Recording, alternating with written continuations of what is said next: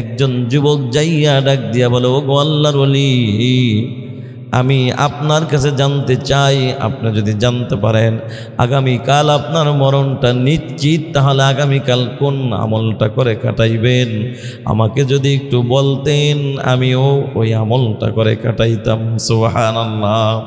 আল্লাহর ওলি ডাক দিয়ে কয়, বাবা, আগামীকালকের মরণটা যদি আমার জন্য নিশ্চিত হয় আর আমি যদি জানতে পারি, আল্লাহর কসম খায়া বলি, গত এক সপ্তাহ আগে যে আমল করেছি, গতকাল যে আমল করেছি, আজ যে আমল করেছি, কসম আল্লাহর, আগামীকাল মরণের খবর যদি জানতে পারি তাহলে আগামীকাল আমি একই আমল করে কাটিয়ে দিব। সুবহানাল্লাহ। এবার যুবক ডাক দিয়ে কও, গো আল্লাহর ওলি, আপনার কি মরণের ভয় নাই, কবরের ভয় নাই? কাকে বলে? একজন আল্লাহর ওলিকে বলতেছে। আল্লাহর ওলি ডাক দিয়ে কও, বাবা, মরণের ভয়, কবরের ভয় আছে বিদায়ী তো আমি একই আমল করব। কারণ আমি যেদিন জানতে পেরেছি মরণ একদিন হবে, সেদিন থেকেই আমি প্রতিজ্ঞা করেছি, সেদিন থেকেই আমি প্রতিজ্ঞা করেছি হায়াতের জিন্দেগিতে কোনো দিন গুনাহ করব না, হায়াতের জিন্দেগিতে কোনো দিন নেক আমল ছাড়ব না। সুবহানাল্লাহ। এমনটা যদি কোনো বান্দা বান্দি যদি করতে পারে, গুনাহ করব না, নেক আমল ছাড়ব না, বলেন তো ওই বান্দা বান্দির কি মরণের আগের দিন অথবা যেদিন মৃত্যু হবে সেদিন কি নতুন কোন আমল করার দরকার আছে? কোনো প্রয়োজন নাই। কারণ সে তো সব সময়ের জন্যই মৃত্যুর জন্য প্রস্তুত ছিল। এজন্য যুবক ভাইয়েরা, সামনে রমজান মাস আসতেছে, এই মাহে রমজানের জন্য প্রস্তুতি গ্রহণ করা দরকার আছে না নাই? অবশ্যই আছে, অবশ্যই আছে। কারণ রমজান মাস হলো তাকওয়া অর্জনের মাস। আল্লাহ তাআলা বলে, ইয়া আইয়ুহাল্লাযীনা আমানুস্তাঈনু বিস-সাবরি ওয়াস-সালাহ ইন্নাল্লাহা মা'আস-সাবিরিন। আল্লাহ বলে, ও ঈমানদার, মুসিবতের মধ্যে পড়ছো, কোনো টেনশন নাই, দুইটা আমল নিয়ে সামনে আগাও, একটা হলো ধৈর্য আর একটা হইল নামাজ। যুবক ভাই, এখনও আপনারা যারা গ্যাস্ট্রিকের ব্যথা নিয়ে ভুগতেছেন, বুকের ব্যথা, পেটের ব্যথা, বিভিন্ন টেনশনে আছেন, দুনিয়ার মানুষের পিছনে দৌড়ে লাভ নাই, আল্লাহর কাছে বলেন, সিজদায় পড়ে কাঁদেন, ধৈর্য ধরেন। আল্লাহ তাআলা হয়তো বা এই ধৈর্যের আমলের কারণে আর নামাজের বরকতে আল্লাহ তাআলা আপনার মনের আশা পূরণ করে দিবেন। আল্লাহ আপনাকে সুস্থতার নিয়ামত দান কইরা মাহে রমজানের ইবাদত করার সুযোগ আপনাকে দিয়ে দিবেন। সুবহানাল্লাহ। আল্লাহ তাআলা বলে, ইয়া আইয়ুহাল্লাযীনা আমানু কুতিবা আলাইকুমুস সিয়াম কামা কুতিবা আলাল্লাযীনা মিন ক্বাবলিকুম লাআল্লাকুম তাত্তাকুন। আল্লাহ বলে, ঈমানদার, তোমাদের উপর রোজাকে ফরজ করে দেওয়া হয়েছে যেমনি ভাবে পূর্ববর্তীদের উপর ফরজ করে দিয়েছেন। আল্লাহ তাআলা শুধু ডাইরেক্ট এটাই বলেন নাই, তোমাদের উপর রোজা ফরজ করে দিয়েছি, পূর্ববর্তীদের কথা বললেন কেন? আপনি যদি জানতে পারেন আপনি আজকে অসুস্থ, জ্বর আছে আপনার 102 অথবা 104, আপনাকে ধইরা হসপিটালে, মতলব হসপিটালে ভর্তি করার পর আপনি তাকায়া দেখেন, কিরে আমার তো সামান্য একটু জ্বর, কিন্তু আমার ডানের বেডে বামের বেডে এর চাইতে মারাত্মক রোগী শুয়ে আছে, তখন দেখবেন আপনার ভিতরে কিন্তু কষ্টটা একটু কম লাগবে। আরে আল্লাহ তো তার চাইতেও আমাকে একটু ভালো রেখেছেন, ঠিক কিনা? মুমিন যেন এটা মনে না করে শুধু আল্লাহ আমারই মনে হয় রোজার কষ্ট দিতেছেন। না না, আল্লাহ তাআলা এই রোজা শুধু তোমাদের উপর নয়, পূর্ববর্তী যারা ছিল তাদের উপরও ফরজ করে দিয়েছিলাম। কেন? লাআল্লাকুম তাত্তাকুন, যাতে করে তোমরা মুত্তাকি হতে পারো, তাকওয়া অর্জন করতে পারো। সুবহানাল্লাহ। ভাইরা আমার, যুবক ভাইরা, বৃদ্ধ বাবাজিরা, ও পর্দার আড়ালের মা, ইবাদত সামনে, ইবাদত করার একটা সিজন আসতেছে, এমন একটা সিজন। আরে আপনি আমি তো এমন দামি নবীর উম্মত, আমাদের নবীর হায়াত কম, উম্মতের হায়াত কম, কিন্তু বরকত অনেক বেশি। কন্যা সুবহানাল্লাহ। আখরি জামানার নবীর উম্মতেরা অল্প হায়াতে অল্প আমল করবে, কিন্তু সওয়াব অর্জন করবে অনেক বেশি। সুবহানাল্লাহ। এমন দামি নবীর উম্মত হইলাম যে মাহে রমজানে একটা নফল ইবাদত করলে আল্লাহ একটা ফরজের সমান সওয়াব দিয়ে দিবেন। কেন? আল্লাহর নবীর হায়াত কম, উম্মতের হায়াত কম। আল্লাহ তাআলা হায়াত কম দিলে হবে কি, বরকত তো অনেক বেশি দিয়ে দিয়েছেন। এই জন্য বরকত বেশি দিয়ে দিয়েছেন, খুশি না বেজার? খুশির জন্য নামাজে ছেড়ে দিলে হবে না, খুশির সাথে আরো বেশি বেশি ইবাদত করতে হবে। ভাইয়েরা আমার, মাহে রমজান মাসে এমন একটা রাত আসতেছে, কদরের রাত। আরে আপনি আমি তো এমন দামি নবীর উম্মত, যেই নবীর উম্মতের হায়াত কম, বরকত অনেক বেশি। আখরি জামানার নবীর উম্মতেরা ওই রাতে একটা রাত দাঁড়ায় যদি ইবাদত করে, এক রাত্রে ইবাদতের বিনিময়ে 1000 মাস ইবাদত করার চাইতে বেশি নাকি অর্জন করতে পারবে। সুবহানাল্লাহ। সেই রমজান মাস সামনে আসতেছে, এখন থেকে আমাদের কি করতে হবে? প্রস্তুতি গ্রহণ করতে হবে। ভুলে গেলে চলবে না, সবসময় স্মরণ করতে হবে যে আল্লাহ আমাকে নিয়ামত দান করেছেন, আল্লাহ আমাকে জবান দিয়েছেন, আল্লাহ আমাকে হাত দিয়েছেন, পা দিয়েছেন, শক্তি দিয়েছেন। আল্লাহর দেওয়া শক্তিটা আল্লাহর গোলামিতে কাটায়া দিতে হবে। কথা বলেন ঠিক কিনা? কিন্তু আমাদের যে ভাব, মনে হয় যেন এই শক্তি ক্ষমতা এগুলা বাপ দাদার কাল থেকে আসছে, আল্লাহ দেয় না। এগুলো আমার মনে হয় বাপ দাদা থেকে আসছে না। এই যে টাকা পয়সা, বাড়ি গাড়ি, যা কিছু আছে আমার, সব কিছু কার দেওয়া? আল্লাহর দেওয়া। অতীতকে ভুলে গেলে চলবে না। বুখারী ও মুসলিম শরীফের একটি ঘটনা, বনি ইসরাইলের 3 জন যুবক আল্লাহর বান্দারা ইমানি পরীক্ষার মধ্যে পড়ে গেল। কেমন পরীক্ষা বন্ধু? আল্লাহ তাআলা তাদেরকে পরীক্ষার মধ্যে ফেলায়া দিলেন। একজন ছিলেন কুষ্ঠরোগের রোগী, আর একজন ছিলেন টাকওয়ালা, আর একজন ছিলেন অন্ধ। এই আল্লাহর পক্ষ থেকে তাদের পরীক্ষা শুরু হয়ে গেল। ও যুবক ভাই, কেন ঘটনার তুলে ধরতেছি? মূল কথা হলো বন্ধু, আল্লাহ তাআলা তোমাকে শক্তি দিয়েছেন, এই যৌবন শক্তিরা এখন এই কাজে লাগাও। বুড়া হওয়ার চিন্তা করো না যে বুড়া হয়ে ইবাদত করবা। না রে যুবক, না না, মনে কইরো না এই শক্তিটা তোমার আওয়ামী লীগ দিছে, অথবা মনে কইরো না বিএনপি দিছে। না না, যেমন ভাব টাপ দেখাও মনে হয় তোমার বড় কোনো নেতাই তোমার এই শক্তিটা দিছে। যদি আল্লাহ তোমার শক্তি দিছে এটা যদি তুমি মনে করতা, তাহলে তুমি কোনো দলে একটা দুইকা আর এক দলওয়ালার মাথার মধ্যে তুমি বাড়ি দিতে পারতা না, এক ভাই আর এক ভাইয়ের গায়ে হাত দিতে পারতা না। আরে বাংলাদেশে এখন কি যে অবস্থা চলতেছে বন্ধু, পেপার পত্রিকা খুললে দেখা যায় কি অবস্থা, ফেসবুক চালু করলে দেখা যায় কি অবস্থা, মারামারি কাটাকাটি দাউনিয়া, একজন আর একজনকে কত কোপ দেয়। আরে কত বড় ক্ষমতাওয়ালা হয়ে গেছে।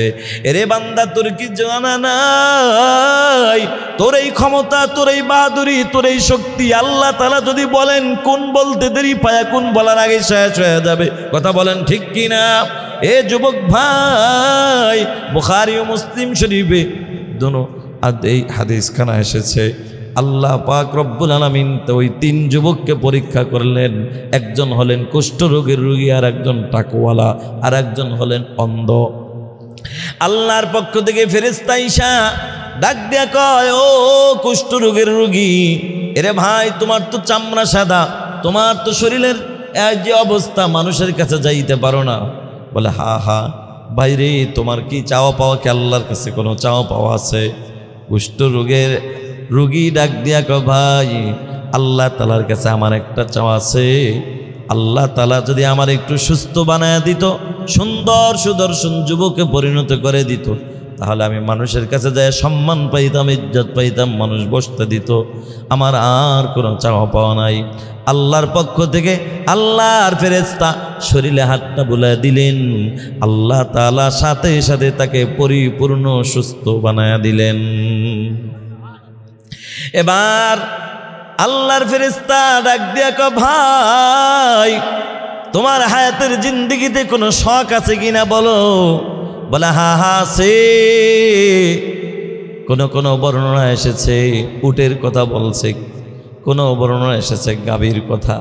ও বন্ধু, এবার কয় আমার উট পালা বড় পছন্দ। আল্লাহর ফেরেশতা কি করলেন, একটা গাভীন উটনি তাকে হাদিয়া দিয়ে দিলেন, যেটা বাচ্চা হব দিবেন।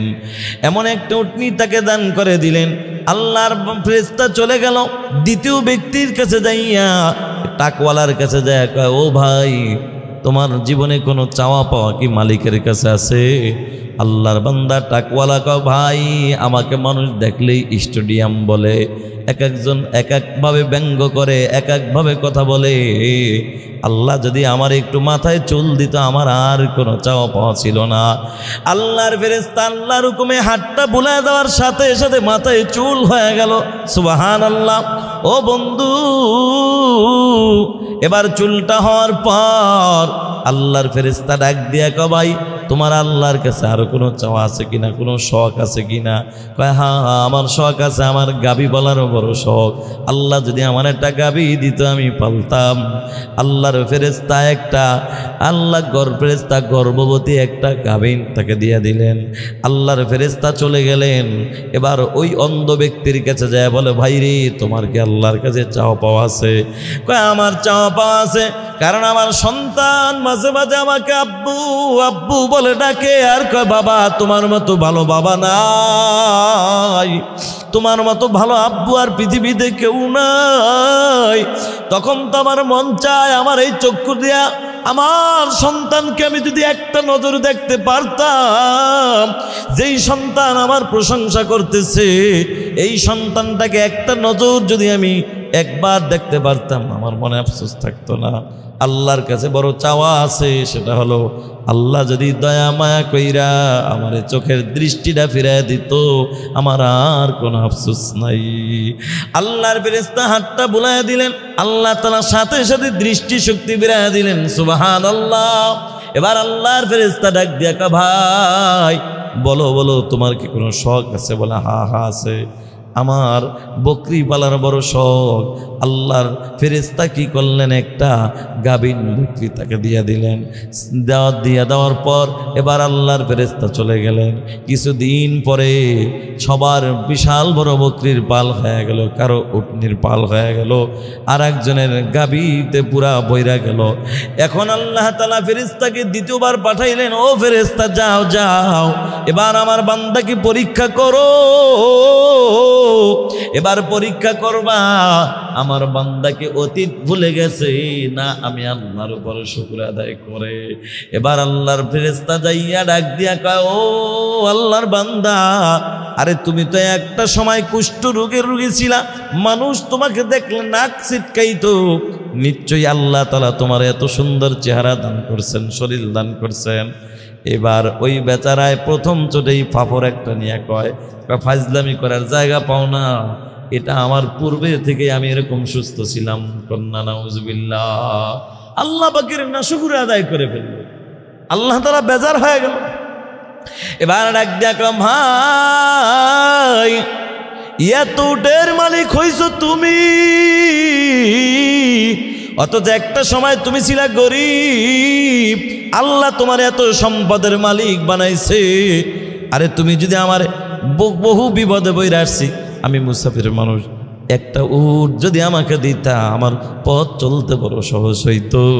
আল্লাহর বান্দা ডাক দিয়া কয় এই ফাপড়টা বড় আমার সাথে লয় না, আমি আমার আল্লাহ দেয় নাই নতুন বড় লোক হই নাই, আমার বাপ দাদা থেকে আমরা বড় লোক ছিলাম। অস্বীকার করে ফেলছে। আল্লাহর ফেরেশতা কয় যুবক তুমি যদি আল্লাহ অতীতকে যদি ভুলে যাও, আল্লাহ নাশকর বান্দা হও, মিথ্যা কথা যদি বলে থাকো, তাহলে আল্লাহ আগে যেমন রেখেছিল আল্লাহ যেন তোমার আগের মতো বানায় দেয়।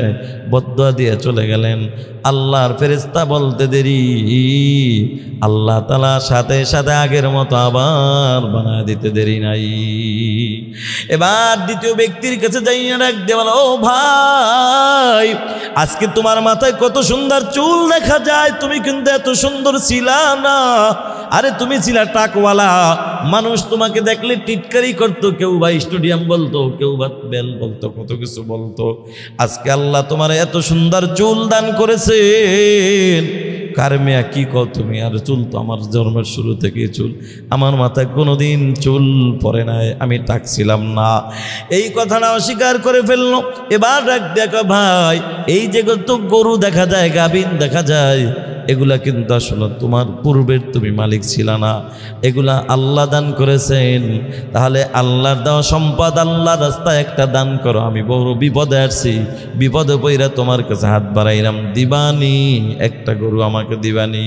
কয় মিয়া এই ফাফর নিও না, আমি আমার বাপ দাদার পূর্ব থেকেই আমাদের পূর্ব যারা পূর্ববর্তী মুরব্বী যারা ছিল তখন থেকে আমরা বড় লোক ছিলাম, নতুন বড় লোক হই না আমরা। এবার আল্লাহর ফেরেশতা কয়, ও ভাই তুমি যদি মিথ্যা কথা বলে থাকো আল্লাহ যেন তোমার নেয়ামত ছিনায়া নিয়ে যায়। বদদুয়া দিয়ে চলে গেলেন। তৃতীয় ব্যক্তির কাছে যাইয়া, ওই যে বকরিওয়ালার কাছে যাইয়া বলে, ভাই রে তুমি তো এত সুন্দর চোখওয়ালা ছিলা না, দৃষ্টিশক্তি তোমার ছিল না, এই দৃষ্টিশক্তিটা দান করলেন যিনি তিনি কে? এই আল্লাহ তাআলা দান করছেন। এবার বকরিওয়ালায় ডাক দিয়া কয়, ভাই এ কথা সত্য কথাই বলছো, কারণ আমার মালিক আমাকে এত সুন্দর দৃষ্টিশক্তি দান করছে। আমার মালিক যদি আমার এত সুন্দর দৃষ্টিশক্তি যদি দান না করতো তাহলে আমি তাকায়া তাকায়া তোমাকে দেখে এভাবে কথা বলতে পারতাম না। সুবহানাল্লাহ। আল্লাহর বান্দা শুকর আদায় করলো। ও যুবক ভাই, এবার ডাক দিয়া কয়, ভাই আমি মুসাফির মানুষ, তোমার কাছে একটু হাত বাড়াই। এই যে বকরিগুলা তোমার এত বড় বিশাল পাল, এটার মালিকও তুমি ছিলা না, নিশ্চয়ই আল্লাহ বানাইছে। যুবক কয়, হ্যাঁ হ্যাঁ ভাই সত্য কথা বলছো, আমার মালিক আমার মাওলায় আমার বানাইছে। না হয় আমি ছিলাম একদম গরিব ছিলাম, সমাজের মধ্যে অসহায় ব্যক্তি ছিলাম, আমার মালিকের দেওয়া সম্পদ থেকে ভাই তোমার যা মন চায় তুমি নিয়ে যাও, একটা আর দুইটা নয়, তোমার যতটা লাগে তুমি নিয়ে যাও, কারণ আমার মালিক আমাকে দিছে, মালিকের রাস্তায় দান করব, মালিক খুশি হয়ে যাবে, আরো বরকত বাড়ায় দিবে। সুবহানাল্লাহ। এবার আল্লাহর ফেরেশতা ডাক দিয়া কয়, ভাই আরে আমি দুনিয়ার কোনো মানুষ নয়, আমি হলাম আল্লাহর তৈরি ফেরেশতা। আল্লাহর পক্ষ থেকে তোমাদের তিনজনকে পরীক্ষা করার জন্য আমার আল্লাহ পাঠাইছেন। দুইজন ফেল করেছে, তুমি পাশ করেছো। ভাইরি তোমার বকরি আমার লাগবে না, তোমার বকরি তোমারই থেকে যাক, আমি দোয়া করে যাই আল্লাহ তাআলা যেন তোমার সম্পদ আরো বাড়ায় দেয়। ও যুবক ভাই, বৃদ্ধ বাবাজিরা, যৌবন শক্তি পাইয়া বাহাদুরি দেখায়ও না, মনে কইরো না তোমার দলে শক্তি দান করছে। না রে বাবা, না না, শক্তিটা দিয়েছেন আল্লাহ। তোমার মতো কত যুবক যায় দেখো হসপিটালের বেডে শুয়ে আছে, আরে কত যুবক যায় দেখো লাশ হইয়া কবরের মধ্যে শুয়ে আছে, কত যুবক কত বাহাদুরি করেছে, হুন্ডা অ্যাক্সিডেন্ট হয়ে জায়গায় ব্রেক হয়ে গেছে। কিসের বাহাদুরি, কিসের ক্ষমতা, কিসের টাকাওয়ালার বাহাদুরি করো, বড়াই করো যুবক। এই দুনিয়ার হায়াতের জিন্দিগিটা এগুলা কোনো মূল্য নাই।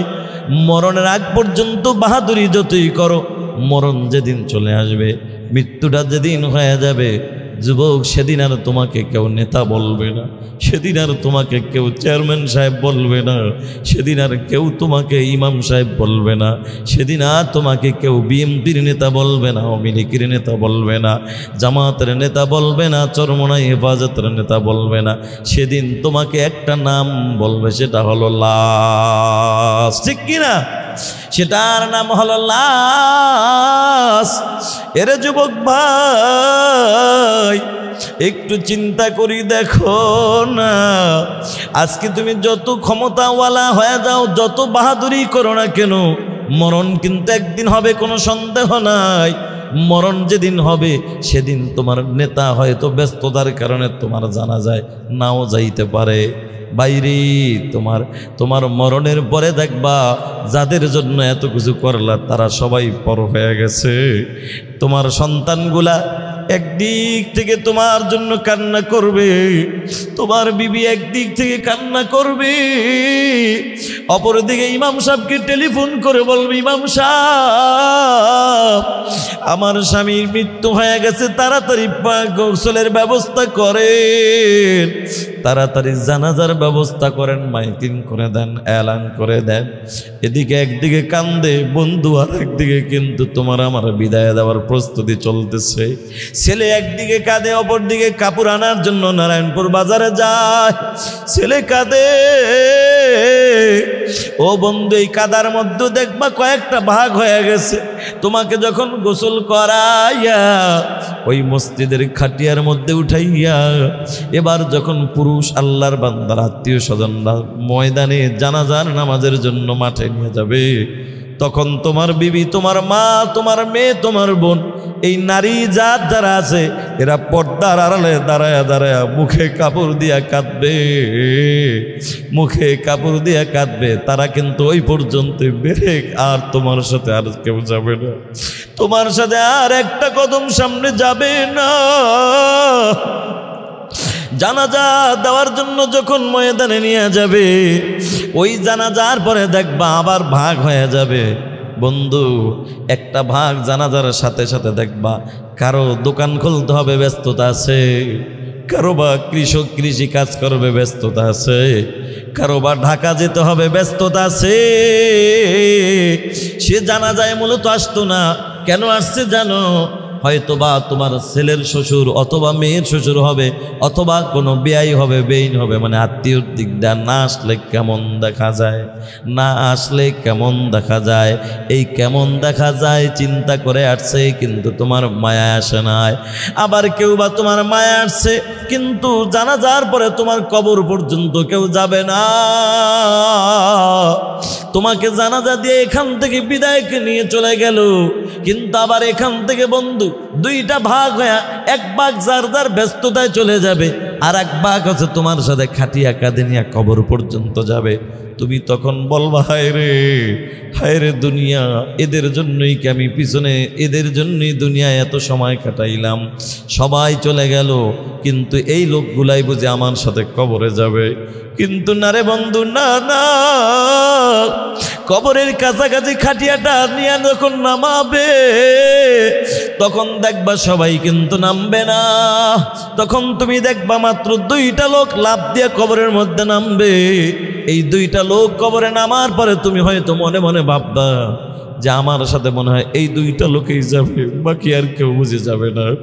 কিন্তু বন্ধুরে, তোমার এই কবরে রাখার পর তোমার মাথার মুষ্টি, পায়ের বাত খোলার পরে এই দুইটা লোক যখন তোমাকে রাইখা লাভ মেরে যখন উঠে যাবে, বন্ধু তখন শুধু চিৎকার দিবা, হায় রে কাদের পিছনে দৌড়াইলাম, কেউ তো আপন না, সর্বশেষে দেখলাম আপন যিনি, তিনি কে? আর জোরে বলেন কে? এ দুনিয়ায় সবই পর, কবর যে তোর আসল ঘর, ঠিক কিনা? এ দুনিয়ায় সবই পর, কবর যে তোর আসল ঘর, কেমনে সেটায় থাকবি পরে, কেমনে সেটায় থাকবি পরে, শুধুই মাটির বিছানা। চিন্তা করে দেখো না কবরে কি যাইবা না, চিন্তা করে দেখো না কবরে কি যাইবা না, যেই কবরে আল্লাহ সারা বন্ধু কেহ থাকবে না, চিন্তা করে দেখো না কবরে কি যাইবা না। এরে যুবক ভাই, বৃদ্ধ বাবাজিরা, ওই কবরে যাওয়ার প্রস্তুতি নেওয়ার জন্য, খাঁটি মুমিন হইয়া ঈমান নিয়ে কবরে যাওয়ার জন্য, আমল নিয়ে কবরে যাওয়ার জন্য ইমাম গাজ্জালী রহমতুল্লাহি আলাইহি গোটা পৃথিবীর মানুষদেরকে 4টা উপদেশ দিয়েছেন। কয়টা? 4টা উপদেশ।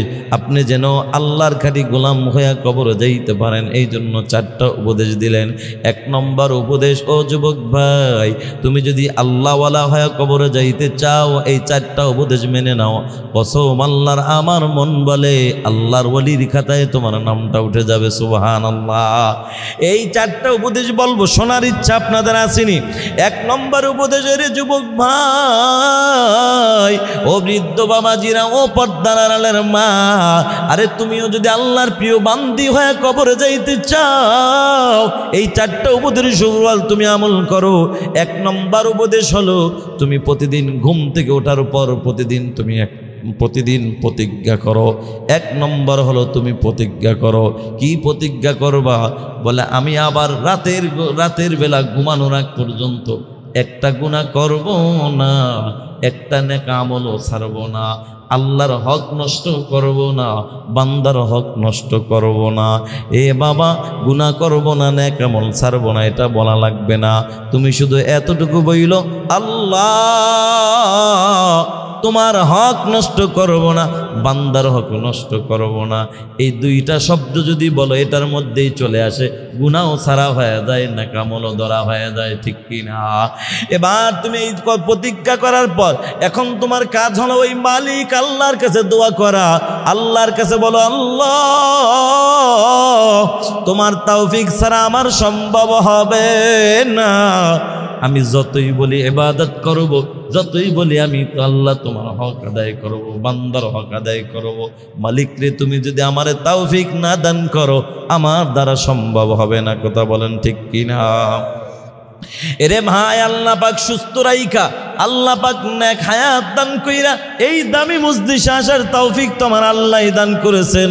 এখানে কারো ক্ষমতার বলে আসতে পারি নাই, শক্তির বলে আসতে পারি নাই, আসলেই এটা আমার মালিক যে আসার তৌফিক দান করছেন, কোনো সন্দেহ নাই।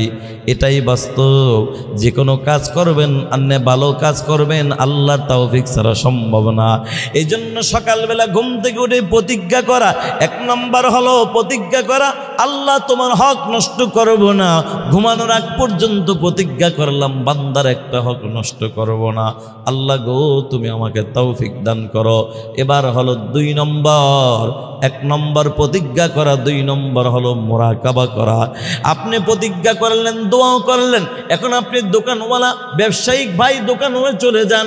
দোকানে যাওয়ার পরে আপনি দোকানের মাল বিক্রি করবেন, কাজে হাত দেওয়ার সাথে সাথে, হাত দেওয়ার আগে আপনি একটু মুরাকাবা করে নেন। হায় রে, আমি না সকালবেলা ঘুম থেকে উঠে আমি একটা প্রতিজ্ঞা করেছি, আল্লাহর হক নষ্ট করব না, বান্দার হক নষ্ট করব না। আমি যেটা করতেছি এটার মধ্যে কি আল্লাহ এবং বান্দার কোন হক নষ্ট হইতেছে কিনা? আমি কি 1 নম্বর 2 নম্বর মাল 1 নম্বর বলে আমি বিক্রি করতেছি কিনা? আমি কি মালের মধ্যে 1 কেজির জায়গায় 1.5 কেজি দিতেছি কিনা? এরকম বাটপারি আমগো বাংলাদেশে আছে না নাই? থাকলে থাকতে পারে, কিন্তু চাঁদপুর জেলায় তো নাই। ও ভাই, থাকলে থাকতে পারে, চাঁদপুর জেলাটা বড় একটা জেলা, কিন্তু মতলব থানার ধারে কাছেও তো নাই, এগুলা নাই। মাপে কম দৈন্য আসেনি কেউ? ঠকানোর পার্টি বেশি বেশি। যুবক ভাই, তুমি সরকারি চাকরি করো, সরকারি কর্মজীবী, তুমি যাও যাও, অথবা কোনো মালিকের কোম্পানিতে চাকরি করো, যাও, তুমি যেই সেক্টরে চাকরি করো, তোমার স্থানে যাইয়া তুমি সকালবেলা তো একটা প্রতিজ্ঞা করলা, গুনাহ করবা না, নেক আমল ছাড়বা না, বান্দার হক নষ্ট করবা না, আল্লাহর হক নষ্ট করবা না। এখন যেই লাইনে কাজ করো, কাজে হাত দেওয়ার আগে এখন চিন্তা করো, মুরাকাবা করো, আমি কি আসলেই বান্দার হক আমার দ্বারা নষ্ট হইতেছে কিনা, অথবা আল্লাহর হক নষ্ট হয় কিনা, বা আল্লাহর হক আদায় করা হয় কিনা। এবার গেল প্রতিজ্ঞার পরে গেল মুরাকাবা। এবার তুমি রাতের গভীরে যখন তুমি ঘুমাইবা, তখন তুমি করবা মুহাসাবা। মুহাসাবা মানে হলো তুমি সারা দিনের হিসাবটা করে নাও, যে আমি যে প্রতিজ্ঞা করেছি, প্রতিজ্ঞা অনুযায়ী নেক আমল কি ঠিক মতন করেছে কিনা, আমি যে প্রতিজ্ঞা করেছি গুনাহ করব না, আমার দ্বারা কি গুনাহ আজকে কোনো শয়তানের দোকায় হয়েছে কিনা, এই তুমি মুহাসাবা করো। কারণ নবীজি বলে, ওয়াহাসিবু আনফুসাকুম ক্বাবলা আন তুহাসাবু। আল্লাহর নবী বলে, হাসরের ময়দানের হিসাবের আগে নিজে হিসাবটা নিজে করে নাও।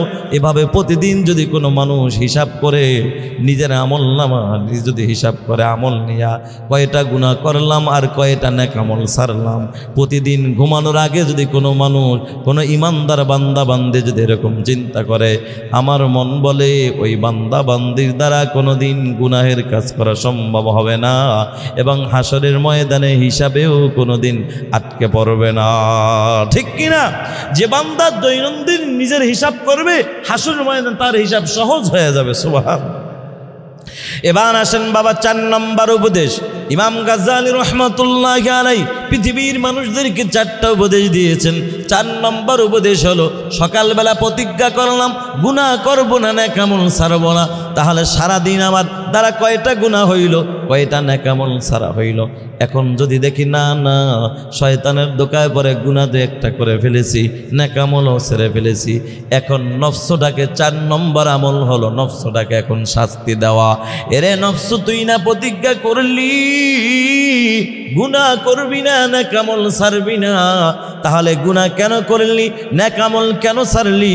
তোর জন্য এখন জরিমানা হবে, তোর জন্য এখন জরিমানা হবে। তুই 8 রাকাত নফল নামাজ না পইরা ঘুমাইতে পারবি না, অথবা একবার আল্লাহর কালাম তেলাওয়াত না কইরা তুই ঘুমাইতে।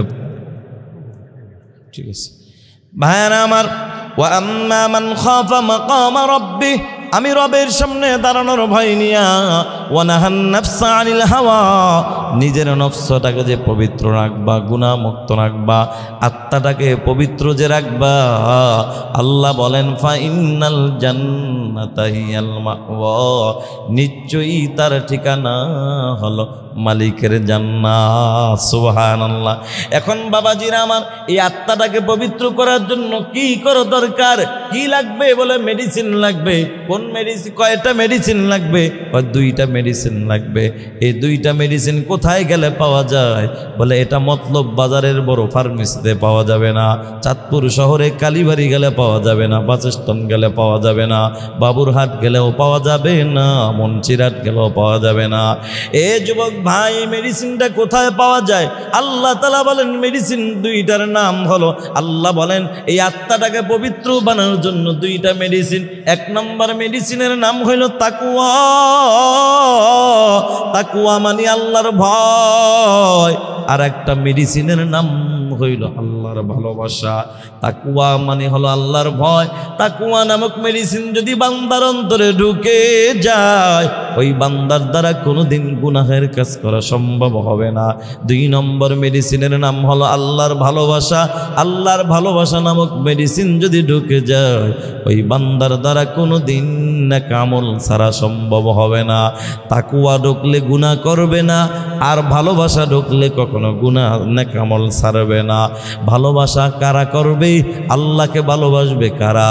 আল্লাহ বলে ওয়াল্লাযীনা আমানু আশাদ্দু হুব্বাল লিল্লাহ, যারা ঈমানদার সবচেয়ে বেশি ভালোবাসবে কাকে? ঈমানদারের অন্তরে সবচেয়ে বেশি ভালোবাসা থাকবে কার? ঈমানদার কখনো 14ই ফেব্রুয়ারি অন্য নারীদের ভালোবাসা নিয়ে দৌড়াইতে পারে না। কথা বলেন ঠিক কিনা? খাঁটি ঈমানদারের অন্তরে সবচাইতে বেশি মহব্বত থাকবে আল্লাহ এবং আল্লাহ রাসূলের মহব্বত। ঠিক কিনা ভাইরা আমার? আমি আপনাদের সামনে একখানা হাদিস আপনাদের সামনে পেশ করেছি। হাদিসটা বলেই আমি বয়ান শেষের দিকে যাচ্ছি। বাবাজিরা আমার, নবীজি বলেন ক্বালা রাসূলুল্লাহি সাল্লাল্লাহু আলাইহি ওয়াসাল্লাম, আল্লাহর নবী বলে আল মারআতু ইযা সাল্লাত খামসাহা ওয়া সামাত শাহরাহা ওয়া হাসানাত ফারজাহা ওয়া আতাআত বা'লাহা দাখালাত মিন আবওয়াবিল জান্নাতি শাআত আও কামা ক্বালা an-নবী আলাইহিস সালাতু ওয়াস সালাম। আল্লাহর নবী বলেন, ও দুনিয়ার নারীরা, তোমাদের জন্য সুসংবাদ, আল্লাহর পক্ষ থেকে সুসংবাদ। তোমরা যদি 4টা গুণে গুণান্বিত হতে পারো, 4টি গুণ অর্জন করতে পারো, এই 4 গুণওয়ালা নারীর জন্য আল্লাহ তাআলা জান্নাতের 8টা দরজা আল্লাহ খুলে দিবেন। সুবহানাল্লাহ। 1 নম্বর গুণের নাম হলো 5 ওয়াক্তের নামাজ। এ যুবক, এ বৃদ্ধ বাবাজিরা, ও পর্দার আড়ালের মা, 1 নম্বর গুণের নাম হলো 5 ওয়াক্তের নামাজ। কারণ ঈমান আনার পরে যতগুলা নেক আমল আছে, এর মধ্যে সবচেয়ে দামি নেক আমলের নাম হলো নামাজ। কথা কোন ঠিক কিনা? সবচেয়ে প্রথম সিরিয়াল হলো নামাজ। নবীজি হাদিসের মধ্যে বলেন, আউয়ালু মা ইউহাসাবু বিহিল আবদু ইয়াউমাল কিয়ামাতিস সালাহ, কিয়ামতের দিন যত হিসাব হবে, সর্বপ্রথম হিসাব হবে নামাজের হিসাব। সুবহানাল্লাহ। এজন্য যুবক ভাইরা, বৃদ্ধ বাবাজিরা, ও পর্দার আড়ালের মা, আল্লাহর নবী বলে 4 গুণ গুণওয়ালা নারীর জন্য জান্নাতের 8টা দরজা খুলে দিবেন। 1 নম্বর গুণের নাম হলো 5 ওয়াক্তের নামাজ। 2 নম্বর গুণের নাম হলো মাহে রমজানের রোজা। আমার মা বোনেরা কিন্তু রোজার বেলায় খুব আগানো, নামাজের বেলায় পিছানো, আর পুরুষেরা হলো রোজার বেলায় একটু দুর্বল, কিন্তু নামাজের বেলায় নারীর চাইতে আগানো। কথা কোন ঠিক কিনা? পুরুষরা দেখবেন অনেক যুবক আছে, আমারও যুবক ভাইরা শখে শখে হইল তারাবি পড়তে যায়, মাগার রোজা রাখে না। আর আমার মা বোনেরা দেখবেন সেহরির টাইম হওয়ার আগে উঠে বসে থাকে, তারা সেহরি খায়, সাহারি খাইয়া রোজাও রাখে, ইফতারও করে, মাগার তারাবিটাও অনেকে পড়ে না। আছে না নাই?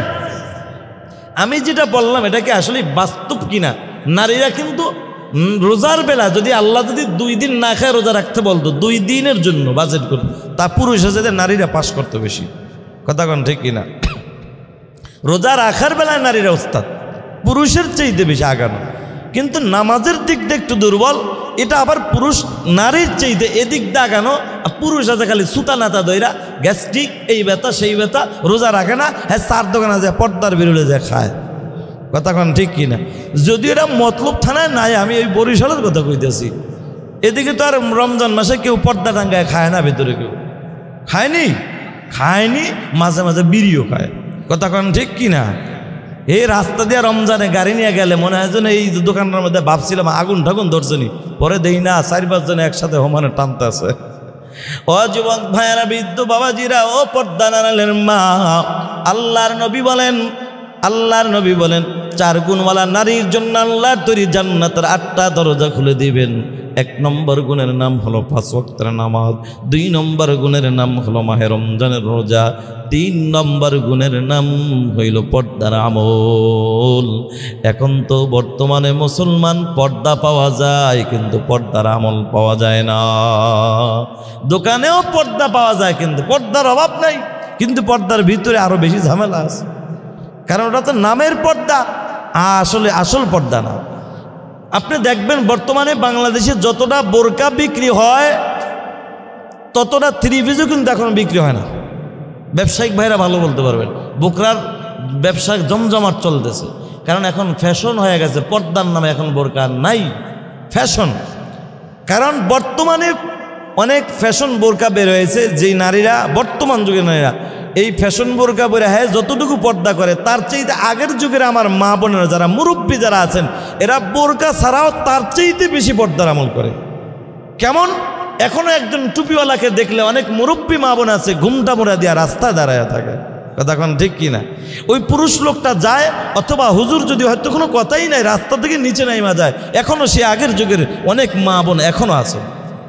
বোন তো নাই, মা আছে, দাদা দাদি, মানে ওই যে নানু আছে, দাদু আছে বলা যায়, ওই বয়সের যারা তারা আছে এখন। কিন্তু যুবক ভাইয়েরা, বর্তমানের নারীরা, এই যুগের নারীরা আর কি, এই বয়সের নারীরা এরা কি করে, পুরুষরে পারে না ধাক্কাইয়া পিছে ফালাইয়া তারা সামনে আগে যায়। কথা বলেন ঠিক কিনা? মার্কেটে যায় চান্স পাওয়া যায় না, মনকে বুঝাই দিলাম যা যা মন, মার্কেটে মেনে নিলাম। কিন্তু এখন দেখা যায় মাছ বাজারে গেল, মহিলাদের ধাক্কা ধাক্কিতে মাছ কেনা যায় না। আছে না নাই? এমন অবস্থা হয়ে গেছে। এজন্য নবীজি বলে 4 গুণওয়ালা নারীর জন্য জান্নাতের 8টা দরজা খুলে দিবেন। 1 নম্বর 5 ওয়াক্তের নামাজ, 2 নম্বর মাহে রমজানের রোজা, 3 নম্বর হলো পর্দার আমল, 4 নম্বর হলো স্বামীর খেদমত। ও পর্দার আড়ালের মা, স্বামীর খেদমতের একটু পাগল হও, কারণ স্বামীর খেদমত তো সবাই করে না। নেককার নারী যারা, নেককার বিবি যারা, এরাই স্বামীর খেদমতের পাগল। আর বেআমলওয়ালা বেপরদাওয়ালা নারীরা স্বামীর খেদমত করে না, বরঞ্চ স্বামীর পকেটের টাকা দিয়া মোবাইলে এমবি ভরে ভরে অন্য পুরুষের সাথে কালেকশন লাগাইয়া 14ই ফেব্রুয়ারি বেহায়া দিবসের দিন স্বামীরে ফাঁকে দিয়া অন্য পুরুষের খেদমতের জন্য দৌড়ায়। আছে না না? এরে যুবক ভাই, ও পর্দার আড়ালের মা, স্বামীর খেদমত করো, স্বামীর খেদমতকে একটু গুরুত্ব দাও। আরে তুমি তো স্বামীর খেদমত করতে চাও না। আর আগের যুগের মুমিন নারীরা স্বামীর খেদমতের কেমন পাগল ছিল, ছোট্ট একটা ঘটনা মনে আসছে, বলবো কিনা বলেই আমি দোয়ার দিকে চলে যাচ্ছি। বাবা, আল্লাহর ওলি আল্লামা কারশি রহমতুল্লাহি আলাই, উঁচু মাপের একজন বুজুর্গ, বড় আল্লাহওয়ালা। আল্লাহ তাআলা ইমানি পরীক্ষার মধ্যে ফালায়া দিলেন, কুষ্ঠ রোগ দেয়া তাকে ইমানি পরীক্ষার মধ্যে ফালায়া দিলেন। আল্লাহর বান্দা চিন্তা করলেন, আল্লাহ আমাকে যেহেতু ইমানি পরীক্ষার মধ্যে ফালাইছে, আমি আল্লাহর দেওয়া পরীক্ষায় আমি পাশ করব, চেষ্টা করব, কিন্তু আমার ইমানি পরীক্ষার মাঝে অন্য কাউকে আমি কষ্ট দিব না। সিদ্ধান্ত নিলেন আমি কোনো দিন বিবাহ করব না, কারণ আমাকে আল্লাহ ভালোবাসা পরীক্ষা করে।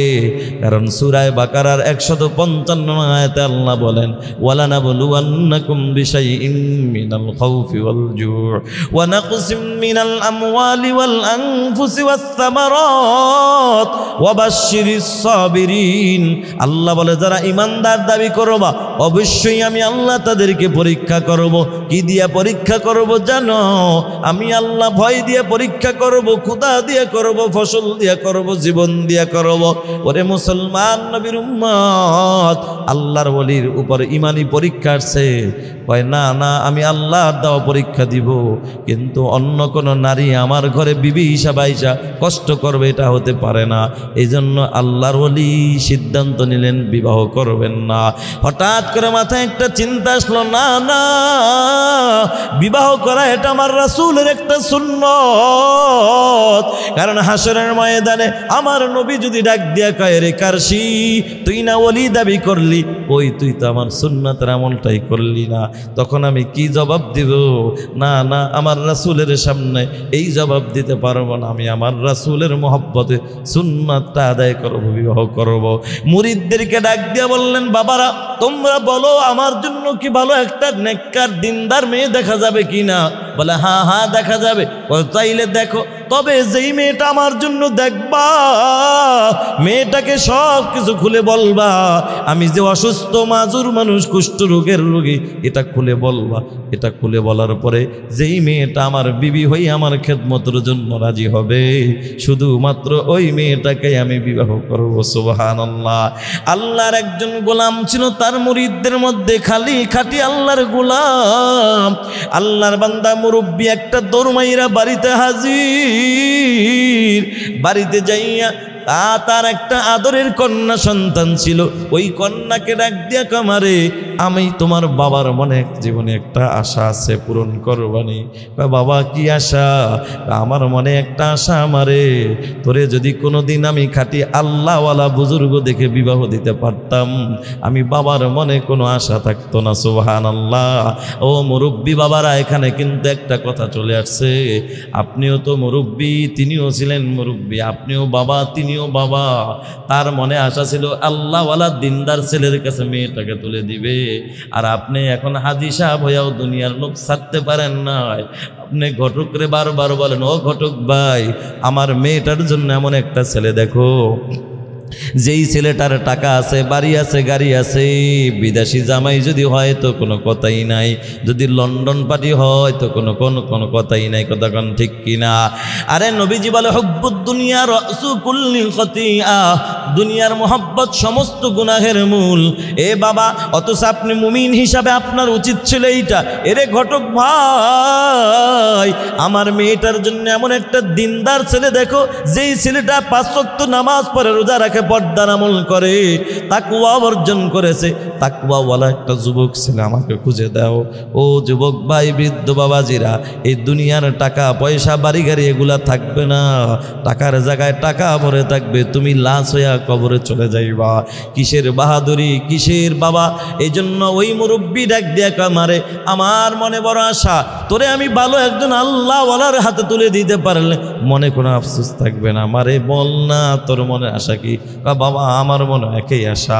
তাইলে শোন রে মা, শোন, আমি যে আল্লাহর ওলির কাছে আসা যাওয়া করি, আমার সেই হুজুর বিবাহ করবে সিদ্ধান্ত নিছে।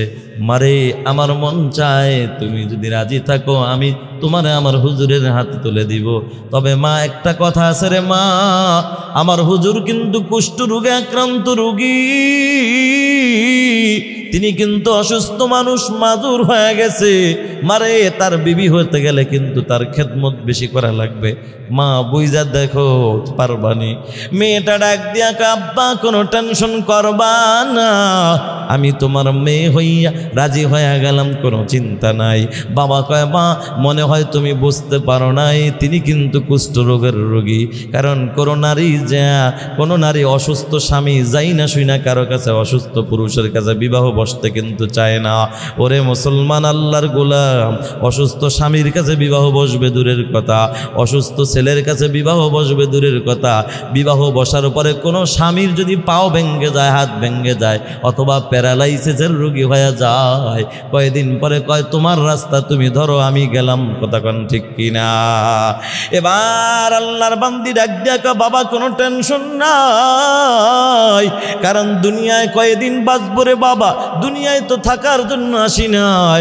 আমার মালিকের কাছে আমি যেদিন হাজিরা দিব, আমার মালিকের সামনে যেদিন আমি দাঁড়াবো, সেদিন যদি আমার মালিক ডাক দিয়া কয় রে বান্দি হাজার হাজার নেয়ামত ভোগ করলি, কই আমার সামনে কি নিয়ে হাজির হইলি, সেদিন আমি হয়তো বলবো মালিক যেভাবে নামাজ পড়ার দরকার ছিল নামাজ পড়তে পারি নাই, যেভাবে রোজা রাখার দরকার ছিল রাখতে পারি নাই, হক আদায় করে তোমার কোনো ইবাদত করতে পারি নাই। তবে মালিক রে তোমার একটা বন্ধু তার বিবি হইয়া অসুস্থ মানুষ, তোমার এই আল্লাহর ওলির বিবি হয়ে আমি তার খেদমত করে আমার স্বামীকে আমি খুশি করেছি, এই আমলটা নিয়ে হাজির হয়েছি। সুবহানাল্লাহ। হয়তো আল্লাহ তাআলা বলবে রে বান্দি তোর এই আমলটা আমি মালিকের কাছে খুব ভালো লাগছে, কারণ তোর স্বামী খুশি তো আমি আল্লাহ খুশি, যা যা তোরে আমি মালিক এই আমলটার উসিলায় জান্নাত দিয়া দিলাম। আল্লাহর গোলাম মুরব্বী একটা দৌড় মারলো, একটা দৌড় নিয়ে আনন্দেতে দৌড় মাইরা আল্লাহর ওলির কাছে হাজির। ওগো আল্লাহর ওলি আপনার জন্য পাত্রী রেডি হয়ে গেছে, দিনদার পাত্রী। কে? বলে আমার আদরের কন্যা। বলে তাই নাকি? বলে হা হা। বলে তোমার মেয়েটা কি তুমি কি খুলে বলছো আমি যে অসুস্থ মানুষ, এটা কি বলছো নাকি? দেখেন আল্লাহওয়ালাদের চিন্তা কত চিন্তা। আমাদের দেশে বাংলাদেশে যদি ছেলে অসুস্থ থাকে ঘটক রে কয় খবরদার এই কথা বলেও বইল না, বিয়ার আগে বইল না, লাগে 10,000 বাড়ায় দিব। কথা কোন ঠিক কিনা? মেয়ের যদি কোনো সমস্যা থাকে কইও না, লাগে 10,000 বাড়ায় দিব, ঠিক কিনা? কিন্তু আল্লাহর ওলি কয় আমার অসুস্থতার কথা কি বলছো? বলে হ্যাঁ হ্যাঁ বলছি। বলে তারপরেও রাজি? বলে হ্যাঁ রাজি। শুধু রাজি না, বরং আপনার মতো একজন আল্লাহ ওয়ালার বিবি হতে পারলে তিনি নাকি নিজেকে ধন্য মনে করবে। সুবহানাল্লাহ। আল্লাহর ওলি কয় বাবা তাহলে দেরি কইরো না, বিবাহ পড়ায় দাও। এবার বিবাহ পড়ায় দিলেন, বাসর করে মেয়েটা বসে আছে। আল্লাহর বান্দি দোয়া করে আল্লাহ এমন একজন আল্লাহওয়ালার বিবি হতে পেরেছি রে মালিক, বড় খুশি বড় খুশি। আমি তোমার দরবার শুকর আদায় করি, আর আমি তোমার কাছে একটা আবদার জানাই আল্লাহ, আমার হায়াতের জিন্দেগিতে আমার দ্বারা আমার স্বামী যেন কোনো কষ্ট না পায়, আমার মৃত্যুর আগ পর্যন্ত যেন আমি আমার স্বামীর হক আদায় করে করে যেন খেদমত করতে পারি। আল্লাহ গো তুমি আমার এই তৌফিকটা দিয়া দিও। সুবহানাল্লাহ। ও পর্দার আড়ালের মা, আগের যুগের মুমিন নারীরা কেমন স্বামীর খেদমতের পাগল ছিল মা। এদিকে স্বামী বেচারা আল্লাহর কাছে দোয়া করে আল্লাহ যেই নারীটা দুনিয়া চাই না আখিরাতের দিকে তাকায়া, আয় আল্লাহ তোমার মোহাব্বত নিয়া আমি একটা অসুস্থ মানুষের বিবি হওয়ার জন্য রাজি হয়ে গেছি। ও মালিক তুমি তোমার কাছে আমার একটা আবদার, আল্লাহ আমারে অসুস্থ বানাইছো, কোনো আশা কোনো তোমার উপরও বেজার না, তবে মালিক রে তোমার কাছে আমার একটা আবদার, আমি আমার স্ত্রীরে আমি একটা সারপ্রাইজ দিতে চাই, সেটা তোমার কাছে চায়া নেই। ও মালিক তুমি আমার অসুস্থ বানাইছো এই জন্য আমি বেজার না, কারণ আইয়ুব নবীকে তুমি কত কষ্ট দিয়া তুমি পরীক্ষা করেছো, সে বেজার হয় নাই, আমিও বেজার না। তবে মালিক একটা আবদার, আমার অসুস্থতার নিয়ামত দূর কইরা আমাকে সুন্দর সুদর্শন যুবকে পরিণত করে দিও। শুধুমাত্র আমার বিবির সাথে দেখা করার সময় আবার যখন আমি বের হয়ে যাব তখন আবার তুমি অসুস্থ বানায়া তোমার আমার ঈমানকে পরীক্ষা কইরা, আমি কোনো আফসোস করব না। সুবহানাল্লাহ। আল্লাহর ওলির দরবারে দোয়া কবুল হয়ে গেছে, যুবক আল্লাহর ওলি সুস্থ হয়ে গেছে। এবার যখন বাসর ঘরে প্রবেশ করলো, বাসর ঘরে ঢোকার সাথে সাথে এবার যখন একে অপরকে সালাম দিল, সালামের জবাব দিল, বিবি তাকায়া দেখে সুন্দর সুদর্শন একজন যুবক। দেখা সাথে সাথে চেহারাটা আর এদিকে রাখে নাই, স্বামীর দিকে না দিয়া অন্য দিকে ঘুরায় দিছে। স্বামী ডাক দিয়া বলে, কিরে বিবি, কিসের স্বামী আপনি?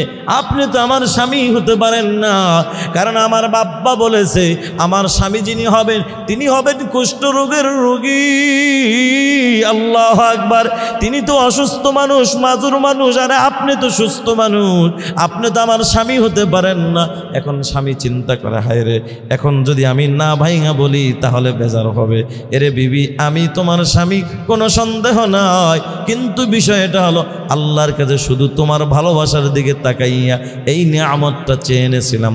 বিবির এক দিয়া কয়, বিবি এখন চোখের পানি ফালায় কাঁদে। বিবি কাঁদে আর কয়, স্বামী, আমি আপনার টাকা পয়সা বাড়ি গাড়ি দেখে বিবাহ বসি নাই, আমি তো বিবাহ বসেছি একমাত্র আপনার মতো একজন আল্লাহওয়ালার বিবি হইয়া। আপনি অসুস্থ মানুষ, আপনার বেশি বেশি খেদমত করবে, এই জন্য আমি বিবাহ বসছি, কারণ আল্লাহর আদালতে দাঁড়ায় বলতে পারবো, আল্লাহ, তোমার একজন ওয়ালির স্ত্রী হইয়া তার খেদমত করে তোমার দরবার আমলটা নিয়ে হাজির হয়েছি। ও স্বামী আমার, যেহেতু আপনি আল্লাহর কাছে সুস্থতার নিয়ামত চেয়ে এনেছেন, আমারে তালাক দিয়া দেন, আমি আর থাকবো না। আর যদি আমারে রাখতে চান তাহলে আল্লাহ তাআলার কাছে পুনরায় আবার অসুস্থতার নিয়ামত চেয়ে আনেন, আর আমার একটু খেদমতের সুযোগ করে দেন। আমি আমার স্বামীর খেদমত করে আল্লাহ তোরি জান্নাতের মালিক হতে চাই। সুবহানাল্লাহ, নারে তাকবীর। এজন্য পর্দার আড়ালের মা বোনেরা অনুরোধ করে বলি, মা, ও মা, ভালো করে শুনে নাও। তুমি এখন দোয়া করে দিচ্ছি, দুরূদ শরীফ, আল্লাহুম্মা সাল্লি আলা মুহাম্মাদ ওয়া আলা আলি মুহাম্মাদ। একটু ওই যে কাতা, আপনারা প্রতি বছর তো আলহামদুলিল্লাহ এখানে হয় নাকি? তাহলে একটু কাতার দিয়ে বস।